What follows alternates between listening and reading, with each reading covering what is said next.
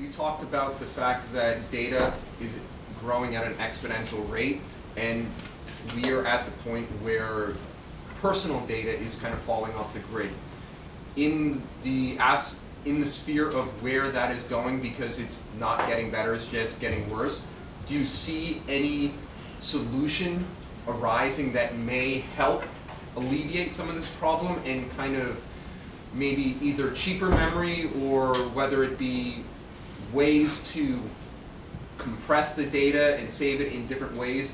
But even so, with that data, it's only around for so long because data in a virtual world is not safe and not archivable forever.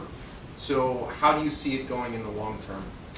Well, certainly we could buy more AMC products. Things an awful lot. So, but it is a really, really insightful question. There are some fundamental challenges about what do you do with all this stuff?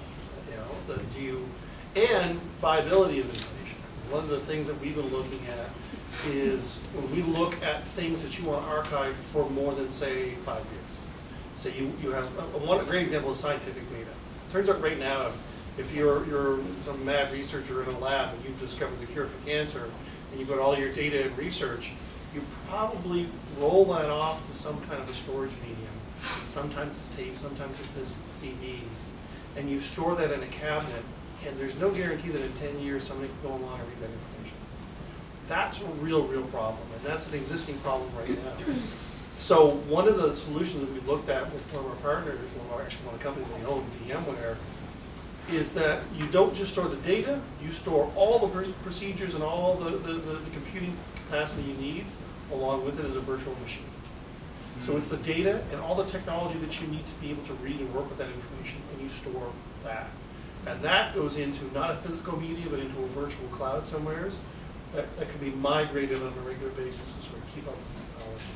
So we fundamentally are changing our relationship with information. And there's a volume problem, and we've invested heavily in data compression and deduplication. So it turns out a lot of information that gets stored is the same bit of information. Not the unique photos of your cat, because everyone's cat's uniquely cute, but it turns out that a lot of the text information is actually common. So on the back end, what you can do is you can take a whole bunch of raw information, compress it down, and actually store a lot more of it in a smaller footprint, but still have full access to the information. So there's a lot of innovation going around compression and deduplication and getting more bang for your buck out of that information. But we're still not keeping up.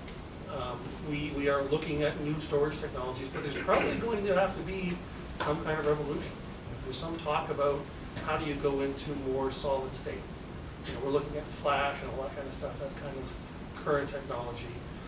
What about solid state in crystal form? What if you could actually store information on atoms of diamonds?